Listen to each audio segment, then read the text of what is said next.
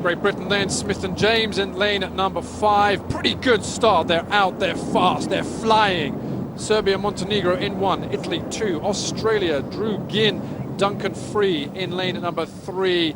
And it's just a traditional way of Australian rowing. They get easy speed off the start. They're up, they're sprinting. They make it look effortless. But Great Britain are hunting them down. Canada in 4, Great Britain 5, the Czech Republic in lane number 6. So Drew Ginn, Olympic champion and good long-time pairs partner with Jimmy Tompkins, who we are told Jimmy is a bit of retirement after 2004. They're the Olympic champions, Tompkins and Drew Ginn, but he's an old boy now.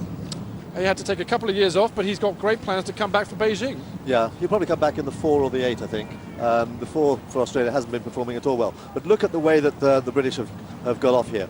At stroke there, Tom James, he was ill last week as well. He's had a virus, and that again is a big, big problem because you don't know how it's going to affect you halfway down the course in a tight race. But they are up there, 3 crews, up level, and they are looking very, very nice. They're just a very, very sweet pair to watch. They do send the boat at the finish, they look terribly relaxed, and they're up there alongside a very, very good Australian pair. Compare this to the race we had earlier here. The other race, they were all battling and fighting, really. They were looked under a lot of pressure. Here, there's much more smoothness. Already through 500, Australia, Italy, and Great Britain. British crew just well placed here. Okay, there's Duncan Free closest to us, and Drew Ginn behind him. It's always a pleasure to watch these guys. They know how they personify excellent technique. Not there, though. I was asking for that there, wasn't I? Really? You were a bit. I mean, that was a bad shipwreck there. And again, a rare shipwreck there for them. It's very rare they do that. Well, but look at that, it has set them back. It set them back a bit. Yeah. The Italians in lane at number 2, 3rd World Championships last year. Yeah, they're a good pair. Top of the picture there, and still.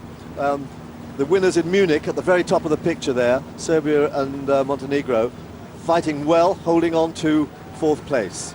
Duncan Free in the stroke seat of Australia now, just getting a blade clipping out of the finish. And the Italians, they're such fighters, they really do. Whether it's in the 8, the 4 or the pair, they're all about rating. They just, they do such long distance, high rating training. And that's what's got them in the middle of all of this. De Vita in the bow seat of the Italian pair was in the coxless 4 that finished 7th at the World Championships, but they are really taking on the Australians.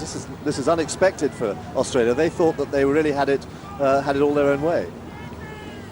Coming towards the 1,000-meter mark, and there are 5 boats still in contention. Only 3 of these will qualify for the final, and Great Britain currently hanging on just by a thin, it's just so thin there in 3rd position to that last qualification spot. Great Britain in lane number 5, Colin Smith and Tom James. Alongside them, Duncan Free in the stroke seat there to the left, and Drew Ginn in the Australian boats. Top of them, Italy in lane number 2. Australia have just put on the pressure. They've just moved out again. They've gone up to 36 strokes a minute, and they're sitting up tall. Not quite the rangy sort of movement that they are. They're trying not to make mistakes here. They're sitting up tall, just making sure that the strokes they are taking, when the blades are in the water, that they are very effective, because they're not, you've got to make sure that you're secure and that you're taking the strokes nice and cleanly and as securely as you can in this very difficult water. Speaking to their coach the other day, he just said in the middle part of the race, they get speed easily if it's flat.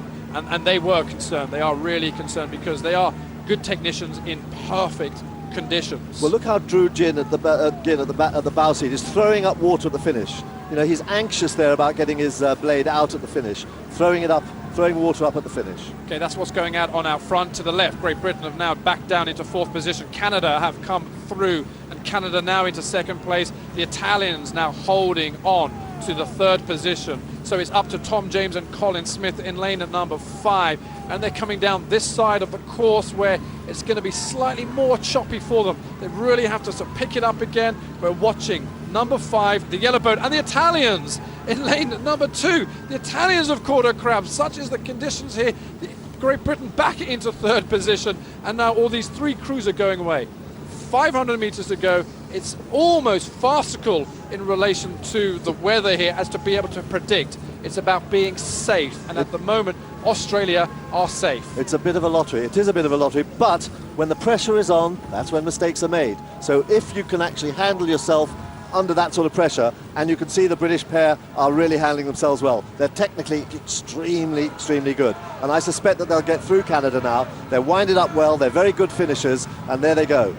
So the Australians just holding on. It's just keep cool heads, keep cool, calmer heads as they come up towards the 250 to go mark. It's just absolutely rough here. Watch the bows as they come through and they slice over the water. Great Britain starting to drive it up again. They've got to be careful here. You've qualified, guys. Don't do anything that will cause you to catch a crab that will get the others, and particularly Italy, coming back at you. Great Britain, though, pushing on against Australia. 175 metres remain here. The water is still getting bouncy. Here come the British crew bouncing on the water. Each blade, they are hunting down Australia. 75 metres remain. Australia holding out only just. It's a canvas to a half a length lead. Great Britain almost again. Colin Smith catching in the water into second place. These three crews, though, safely, albeit just through to the final. What a lottery there. Australia through, Great Britain through, and Canada through. But it was a hard race to call. Very difficult conditions, very difficult. I saw the Australians catch a crab there as well. Suddenly that meant that the British were almost on top of them. They recovered very well and finished off strongly. But very good finish there for Great Britain, and another couple of days for the final gives Tom James a little bit more time to get his strength back, but that will have given him great heart. So relief for Australia. They go through, having won this semi-final, but it's going to get tougher.